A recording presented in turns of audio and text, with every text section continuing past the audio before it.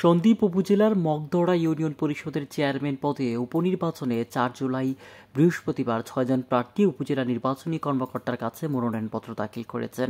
উপনির্বাচনে চেয়ারম্যান প্রার্থীরা হলেন মগধরা ইউনিয়ন আওয়ামী লীগের সভাপতি জাহাঙ্গীর আলম, মগধরা ইউনিয়ন আওয়ামী লীগের সাধারণ সম্পাদক ইঞ্জিনিয়ার রবিউল আলম সমীর, মগধরা ইউনিয়নের সাবেক ভারপ্রাপ্ত চেয়ারম্যান শেখ মোহাম্মদ শামীম উদ্দিন, মগধরা ইউনিয়নের ১ নং ওয়ার্ড মেম্বার ও ইউনিয়ন আওয়ামী লীগের সাবেক সাধারণ সম্পাদক শহীদুল ইসলাম মাসুদ, মগধরা ইউনিয়নের ৫ নং ওয়ার্ড মেম্বার ও উপজেলা যুবলীগের সাংগঠনিক সম্পাদক জাহেদ সারোয়ার শিমুল ও মাস্টার আক্তার হোসেন।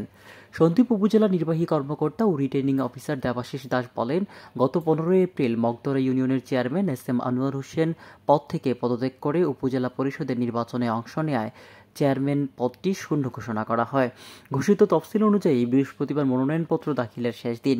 ইউনিয়নের চেয়ারম্যান পদে উপনির্বাচনে ৬ প্রার্থী মনোনয়নপত্র দাখিল করেছেন। মনোনয়নপত্র বাছাই হবে ৫ জুলাই পর্যন্ত। মনোনয়নপত্র বাছাইয়ের রিটার্নিং অফিসারের সিদ্ধান্তের বিরুদ্ধে আপিল ৬ থেকে ৮ জুলাই। আপিল নিষ্পত্তি হবে ৯ জুলাই। প্রত্যাহারের শেষ দিন ১০ জুলাই। প্রতীক বরাদ্দ হবে ১১ জুলাই এবং আগামী ২৭ জুলাই ইভিএম পদ্ধতিতে ইউনিয়নের চেয়ারম্যান পদে উপনির্বাচনে ভোট অনুষ্ঠিত হবে।